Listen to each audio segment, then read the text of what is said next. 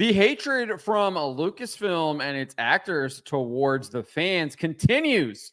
Not only have we seen Leslie Headland and Kathleen Kennedy attack the fans during the promotion of The Acolyte, we also saw Amanda Stenberg release a diss track. Then she went on a cry video posted to her Instagram where she was blaming conservatives for the reason why the show failed. And now we have Jodie Turner-Smith doing the same thing, accusing Star Wars fans of racism. But interestingly, she also charges Disney with not doing enough to protect her and other actors and actresses that work with Disney from this alleged racism from fans. Before we get to this, I'd like to ask you, please hit that subscribe button, hit that bell for notifications so you don't miss any of our future videos here at the Trent Report. Roll this up over at thatparkplace.com. And Jodie Turner-Smith, who played Mother Anastasia, the lead head lesbian witch in the show, she spoke with Glamour about the show, and she said this: Disney's got to stop doing this thing where they don't say anything when people are getting effing dogpiled on the internet with racism and BS. It's just not fair to not say anything. It's really unfair. So that is a massively loaded statement there. Obviously, she is accusing Star Wars fans of dogpiling actors and actresses that are part of Disney shows with racism and BS. And BS can obviously incorporate a lot of different things. When we have seen actresses actually try and provide receipts of the racism that they are receiving, it is skeptical at best. I think Moses Ingram shared like 4 posts that she received, and only one of them was borderline racist. The others were actually pointing out Disney's quota policies in their hiring talent, which I don't think is racist at all. I think that the quota policies are actually the ones that are racist, not people pointing out that they have quotas. It's Disney who's engaging in this. So very interesting comment here from Jodie Turner-Smith. I do want to go over to Matt McGloin, Cosmic Book News' account here on X. He actually did some really interesting work here, went over to her Instagram, Jodie Turner-Smith's Instagram page, and basically was like, can't find any negative comments. So she posted the trailer when it first came out, and you can see here like 0 negative comments towards her. And he says he's like, scroll down, you see 28 weeks ago, nothing there. Congrats on the gig. You better go off, sis, etc. Let's go. All of these being very positive comments. Even on her Instagram. And then you went here and like she had a May the 4th post, I guess. And again, you can see no negative comments cornered towards her. So this is all a bunch of PR BS. And we'll get to this in a little bit here because she's an absolute hypocrite, given her own comments about what the Star Wars fan base looks like and who they are. So clearly,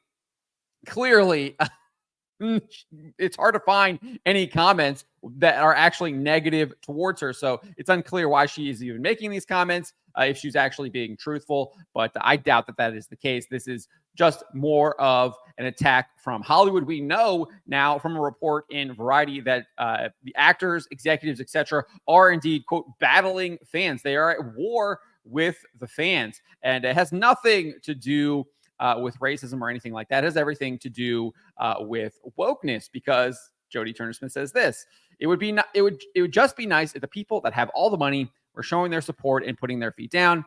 Say this is unacceptable. You're not a fan if you do this. Make a really big statement and just see if any money leaves. I bet you won't, because people of color, and especially Black people, make up a very large percentage of buying power. They might find that it's actually more lucrative for them, but everyone's using woke like it's a dirty word. So there you go. It's all about the wokeness. That's all it is. It's all about pushing woke ideology. And woke ideology is indeed a dirty word. I've spoke about this a number of times. I always like to cite Bishop Barron in his interview with Angelus News. I did so again here. He says the advocates of the so-called woke ideology today have not been shy about articulating the philosophical underpinnings of their perspective. They do indeed find inspiration in Marx, Nietzsche, Sartre, Derrida, and Foucault, among others. From these modern and postmodern thinkers, they derive a number of principles. They advocate a deeply antagonistic social theory whereby the world is divided sharply into the two classes of oppressors and oppressed. We can see that in Jodie Turner-Smith's comments here regarding the Walt Disney Company. And then who's oppressing her? The Star Wars fans are oppressing her with comments that seemingly do not exist. Second, they relativize moral value and see classical morality as an attempt by the ruling class to maintain itself in power. I wager that's exactly what Jodie Turner-Smith believes. I think she probably thinks that it's just all relative. It's in the eye of the beholder, whether or not something is right or wrong. Third, they focus not so much on the individual as on racial and ethnic categories, and hence they endorse the idea of collective guilt and recommend a sort of reverse discrimination to address the injustices of the past. We will see that in some upcoming comments from Jodie Turner-Smith. She does indeed engage in that.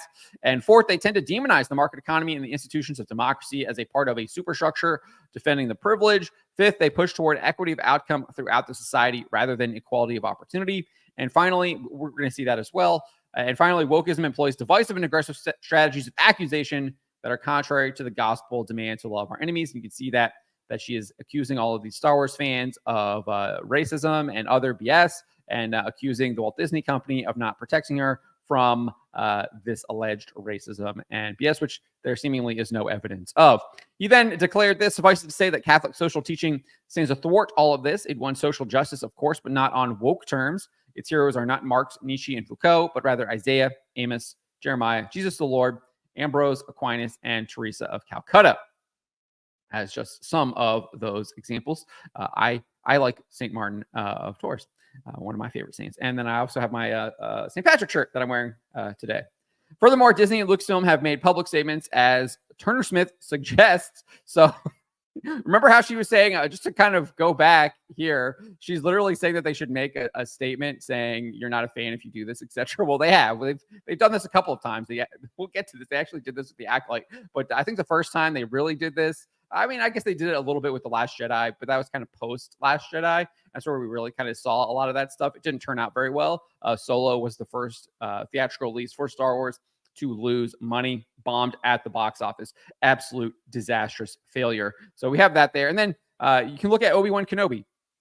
So back in 2022, following the premiere of the Obi-Wan Kenobi series on Disney+, the company posted this to X, saying, "We are proud to welcome Moses Ingram to the Star Wars family and excited for Reva's story to unfold. If anyone intends to make her feel in any way unwelcome, we have only one thing to say: we resist." And then they added this: "There are more than 20 million sentient species in the Star Wars galaxy. Don't choose to be a racist." So they're basically accusing people of criticizing the show, of criticizing Moses Ingram, of being racist, without actually, again, saying anything that is indeed racist. Because we saw the receipts that she shared. And again, like I said, there was maybe one that was a borderline, but you needed some more context to understand what the person was referring to. But most of them really had a lot to do with Disney's actual policies that they have in place regarding their quotas for casting, which you can find on their website. They do indeed have those. And they're actually facing a complaint, a labor complaint regarding those policies. And it's possible that they might be subject to a lawsuit in the future, depending on how that complaint moves forward. Nevertheless, we also had this, Ewan McGregor, who was the executive producer and obviously the actor for Obi-Wan Kenobi. He also made a car video that was published to the official Star Wars account. In that video, he says this: "It seems that some of the fan base from this influential fan base have decided to attack Moses Ingram online and send her the most horrendous racist DMs. And I heard some of them this morning, and it just broke my heart." Again, she shared these DMs publicly. And like I said, only one of them was borderline. Moses is a brilliant actor. She's a brilliant woman, and she's absolutely amazing in this series. She brings so much to this series. She brings so much to this franchise, and it just sickened me to my stomach to hear this had been happening. I wonder if he even looked at the DMs before he posted this. I doubt it. I just want to say, as the leading actor in the series, as the EP on the series, that we stand with Moses. We love Moses, and if you're sending her bullying messages, you're no Star Wars fan in my mind. There's no place for racism in this world, and I totally stand with Moses. So literally saying that you're not a fan. Like, this is the message that Jodie Turner-Smith is wanting Disney, Lucasfilm, etc. to do, and they did. They literally done this. They did this with Obi-Wan Kenobi. It didn't work out. While the series had, at the time, the most watched time based on minutes viewed for a Disney Plus original series, with 958 million minutes viewed for its 2-episode premiere, subsequent weeks showed a steady decline. by the week of the show's finale episode, which released on June 22nd, the show only garnered 860 million minutes. So it actually had less views in its finale week than it did in its premiere week. Now, granted, obviously the premiere week had 2-episode premiere and the finale was just a single episode. But again, the way Nielsen tracks, they track the entire show. So they're not only just tracking that finale episode, they're tracking all of the other episodes that led up to that. So the fact that that is down is really bad, which means people were not really purchasing Disney Plus to binge the show at all. They had heard enough about the show, were not watching whatsoever. In fact, we see how the binging did not happen at all, because by the following week, the week after its finale premiered, it didn't even chart on the top 10, Nielsen's top 10. The lowest ranked show for that week was Ozark, which had 330 million minutes watched. That means that Obi-Wan Kenobi in the week following the series finale had less than 330 million minutes viewed. And now we see Ewan McGregor is out begging, trying to get a season 2 for Obi-Wan Kenobi, which is unlikely to happen given the fact that Lucasfilm continues to destroy its Star Wars brand, and which is what they are doing. They are literally destroying their brand every single show that they put out. It is not actually bringing in new people. You are seeing less and less people watch these shows. The Acolyte was the worst that we've seen so far. So if you want to compare to the Mandalorian season 2 finale, the Obi-Wan show, that originally charted on Nielsen with 1.336 billion minutes viewed, obviously a lot higher than that 900 whatever that Obi-Wan Kenobi did. In the following week after the finale, or I guess the Obi-Wan Kenobi was like 800 something in its finale, right? 8 something. The 950 was the premiere. And then, so then you get the next week after the finale aired, right? Obviously, it did decline a little bit, but it was still over 1 billion minutes viewed. 1.024 billion minutes viewed. That means people likely were purchasing Disney Plus to binge the entire show and watch it, or they were at least rewatching that season finale. Lots of people were watching that, Luke Skywalker coming back, etc. There was a lot of buzz around the show. It was off the charts buzz. Like, people were saying Star Wars might be coming back. They were getting people back in the fold with that, and then they threw it all away.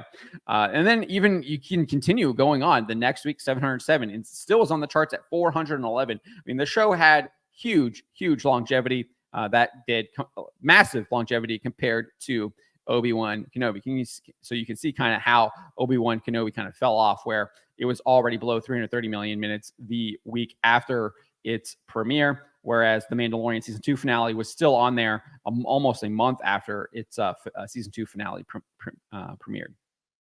And then we can get to the Acolyte, right? So if you recall, Leslie Headland told the New York Times, as a fan myself, I know how frustrating some Star Wars storytelling in the past has been. I felt it myself. In a follow-up text message, she then declared that Star Wars fans who oppose wokeness are not actually Star Wars fans. And she said this: I stand by my empathy for Star Wars fans, but I want to be clear, anyone who engages in bigotry, racism, or hate speech, I don't consider a fan. So we know what all of that stuff means. They're literally just saying anyone who criticizes Lucasfilm or Star Wars is not a fan, is racist, etc. This has been the playbook for Lucasfilm the entire time. We've kind of gone over some of that. So they literally did this for the Acolyte, the showrunner of the show, who works for the Walt Disney Company, works for Lucasfilm, literally did what Jodie Turner-Smith suggested they do. And what happened? The show got canceled because the ratings were absolute trash. That is what happened. No one was watching the show, and the people that were watching the show were literally doing it to make videos trashing it. That is what was happening. I mean, even people that were praising the show in the beginning, like Grace Randolph, literally were like, this show is absolute garbage by the 7th episode. Even people that were saying that they liked the show at the beginning had come around and said that the show was absolute trash by the end. I mean, that is what we saw with the Acolyte. The show was absolute garbage, and people criticizing the show are not racist. Nevertheless, Turner-Smith said this: opinions change. What's in vogue changes. We're going to get there at some point. So that place where people stop having a stick up their butt about people of color being a part of IPs that were created by white people. You know why? Because we're never going to effing stop participating. Again, they always make these accusations. Again, this is part of the woke ideology that, as Bishop Barron says, it's utterly ridiculous, makes absolutely no sense given the fact that Star Wars has 2 of the most iconic Black characters ever created in Lando Calrissian and Mace Windu. Just utterly ridiculous. ridiculous comment. Just ridiculous. She then accused Hollywood executives of racism as well. She says, "We don't get to fail upwards like a lot of white men. I just feel that some people are allowed to grow and others have to be perfect. And if they're not perfect, even when it's great, people want to effing tear it apart." Well, you can tell that to Ewan McGregor because he's in the same spot you are. He's begging for a second season of Obi-Wan Kenobi. And this to me seems like you're crying out, trying to get a second season of The Acolyte by making these utterly ridiculous accusations of racism. So I'm not really seeing the difference between you being a black woman and Ewan McGregor being a white man. Looks like you're in the same boat there. Maybe Ewan McGregor has a little bit more clout given the fact that he is much more veteran actor, and he did indeed appear in the prequel films and played Obi-Wan Kenobi before. So he's played a popular character, so he might have a little bit more sway on that front. But when we look at what's happening right now with Disney Plus, with Lucasfilm, with Star Wars, you look like you're both in the same boat to me. It doesn't look like anyone is really failing upwards. In fact, we see Kathleen Kennedy is still the president of Lucasfilm, despite numerous failures. So really not sure why you are pointing out white men here. Again, this is all part of an agenda that Jodie Turner-Smith is trying to create. And I think all of her comments here are completely fake, completely disingenuous. And she's just literally just pushing woke ideology. And that's all she is trying to do here. If I was in charge of Hollywood, I would be blacklisting her. Because I would not want this person working on any of my projects, because it seems like all she does is try to bring division and stow hatred. And what's absolutely hilarious, though, about all of this is if you go back to July, she actually did this interview with Entertainment Weekly about the show, and she revealed her own biases here. She shared that The Acolyte was, quote, part of a wave of more inclusive and beautifully represented Star Wars shows. So that felt really cool. And I felt the importance of that, especially in some of the stuff that I got to where everyone really was excited about what they were seeing and what that would maybe mean for different fans that don't necessarily look like what you normally think the traditional Star Wars fan looks like. So there you go, revealing her own biases, sharing that she has a vision of what a traditional, quote, traditional Star Wars fan looks like. And I guess was surprised that that might not be the case. So, I mean, you literally just can't make this stuff up. I mean, these people are always telling on themselves. But it's not surprising, right? They're always lying. They're doubling down on their lies, and they are projecting. And we see that here with Jodie Turner-Smith lying about the racism, doubling down on it, and then projecting that racism onto Star Wars fans. She concluded saying, because if there's anything that I learned from this show, it's that the Star Wars fan is varied. So there you have it. She did not think that moving at the time. And then obviously in July, I guess she realized that after she went to Star Wars Celebration, etc., realized that there are lots of different Star Wars fans, etc. But nevertheless, that's not stopping her now from painting a broad brush and accusing Star Wars fans of being racist. But this is what we come to expect from Hollywood actors. I don't expect this to go away anytime soon. I expect this to continue to happen, as she says that she's going to continue to do that. And I don't expect it to stop. And I think that what will end up happening is you see what happened to Obi-Wan Kenobi and what happened to The Acolyte. And what we're seeing in the video game industry is that customers are not spending their time watching these woke shows. They are not interested in supporting actors and actresses that will lecture them in the press, that are participating in the shows, even if the shows themselves might not be woke. They're not interested in that. And what will end up happening is these studios will have significant cuts, significant layoffs, and potentially get shut down, as we have seen with video game studios like Volition, like Luminous Productions. So I think that is the future for Hollywood if they continue down this path. It seems very clear to me, and it does not look like there will be much change to that. As again, we saw that report from Variety last week saying that they were indeed battling the fans, admitting that they were at war with the fans because they're trying to inject that woke ideology. And fans are like, no, we do not want that. But let me know what you guys make of this. Let me know in the comments below. Remember to always be charitable, especially to each other.